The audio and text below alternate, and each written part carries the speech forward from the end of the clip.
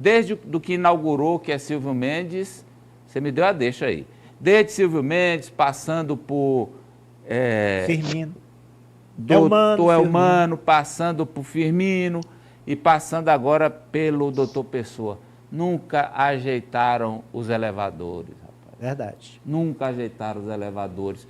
Para que esses que vêm, e são muitos os que quando vêm aqui gostariam de subir e descer, são 2 elevadores.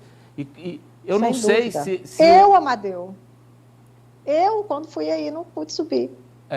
Infelizmente, e olha, repito, não dá para só jogar na administração atual, porque são essas administrações todas, desde a inauguração em 2009 até hoje, não conseguiram aplumar os 2 elevadores. Eu não sei se foi um erro do projeto na construção, se é o elevador que é incompatível com o espaço, se é no concreto, eu não sei onde é. Gostaria de saber até. Porém, nunca passou um mês funcionando normalmente, os 2 elevadores nunca tiraram um mês de funcionamento ininterrupto. É uma lástima, Deoclésio, está errado. Não vai não. Dito isso, vamos lá, Socorro, a Torre Eiffel está fechada há 3 dias. Por quê? Que recebe mais de 7 milhões de turistas por ano, Amadeu. Está fechada pelo 3º dia consecutivo, para tristeza dos milhões de turistas que visitam Paris. Por quê, Amadeu? Porque os funcionários estão em greve. 3º dia consecutivo em greve. Já é a 2ª greve dos funcionários da Torre, Amadeu, em 2 meses. E greve que acontece há poucos meses das Olimpíadas, né? Paris vai receber aí milhões de pessoas que vão participar das Olimpíadas. O que os funcionários querem? Eles querem aumento de salário, claro, mas eles também não querem só isso. Eles estão preocupados com a gestão, ou mais ainda, com a má gestão do grande monumento da França. Ontem teve uma reunião, não chegaram a um acordo, por isso que hoje continua a greve da Torre.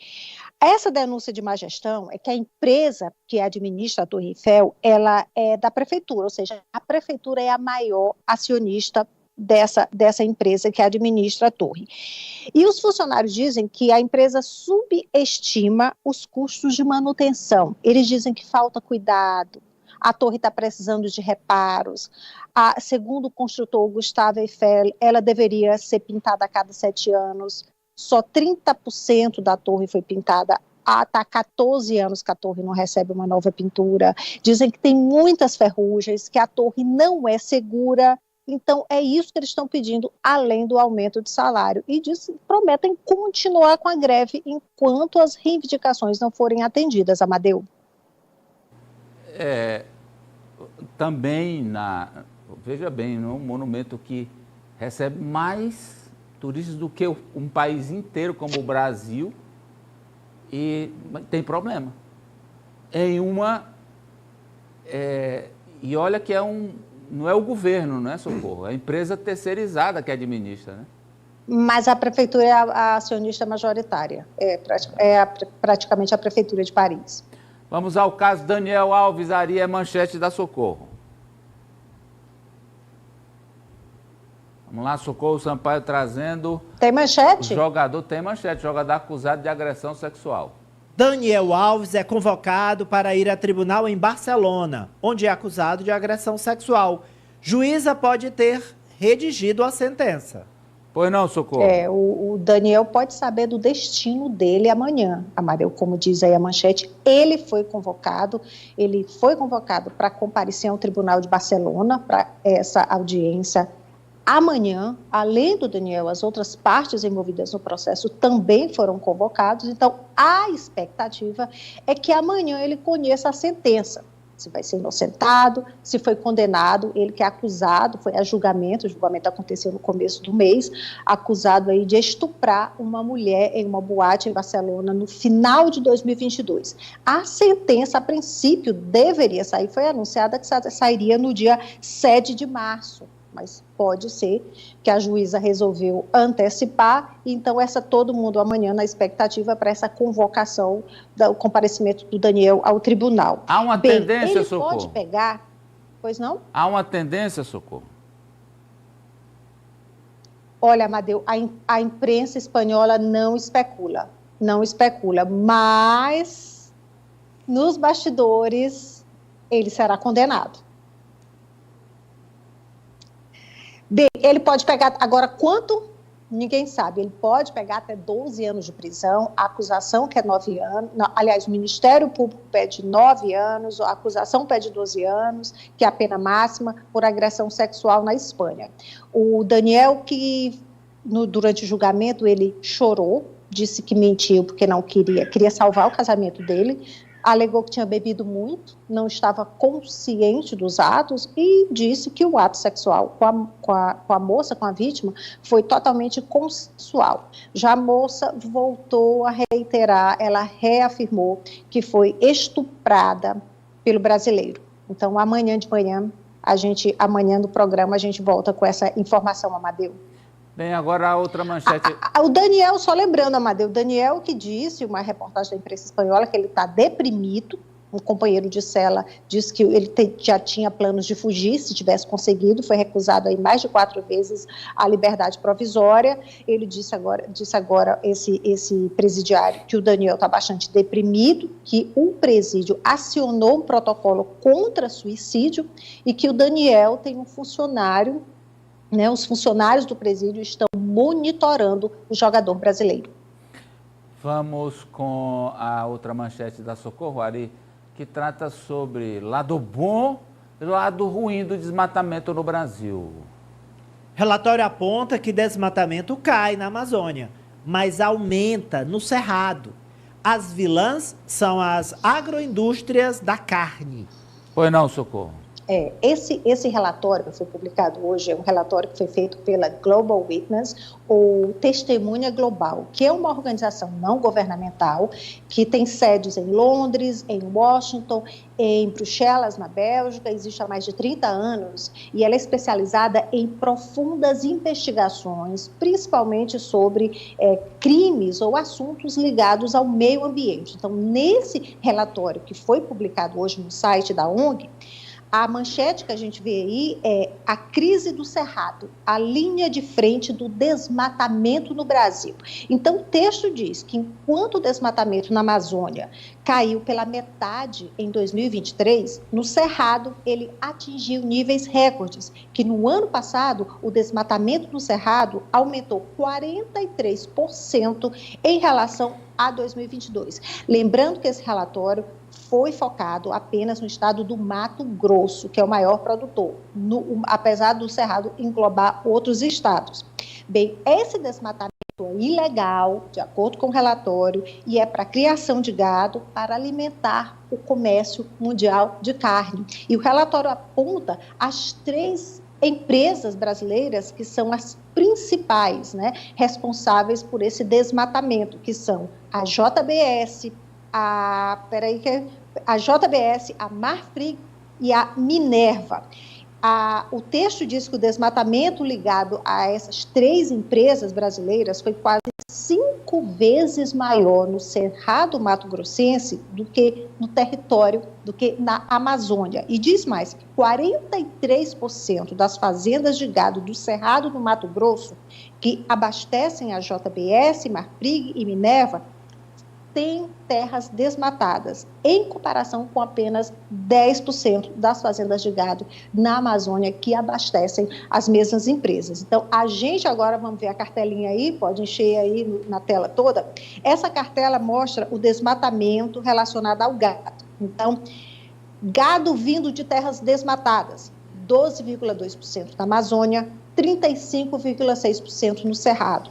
Fazendas com desmatamento, 14,37%, se eu estou enxergando direito, na Amazônia. Não, peraí, 9,7% na Amazônia e 42,8% no Cerrado. Por fim, desmatamento em fazendas que são fornecedoras, que fornecem carne e gado para essas empresas. E aí é em tamanho, em estádios. Na Amazônia são 14.371, numa área aí de estádios, né, de futebol, 14.371, e no Cerrado, 69.508. Não, 69.508. Isso. O relatório diz ainda que tudo isso é financiado por grandes bancos mundiais. O relatório cita os nomes de vários bancos e diz que, ao contrário da Amazônia, que já é protegida por várias leis, o Cerrado não é. E o relatório lembra aquele texto da União Europeia que proíbe o comércio, né?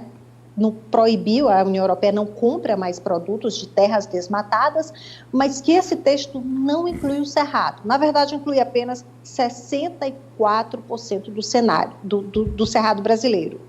Essa ONG usa vários dados do próprio governo brasileiro para chegar a esse relatório do governo brasileiro, Agência Sanitária do Mato Grosso, movimento do gado até o matadouro, licença de transporte. Então, tudo isso para formar esse relatório, e eles pedem mais ação do governo brasileiro, dos bancos, da pressão internacional, para que isso se reduza, Amadeu.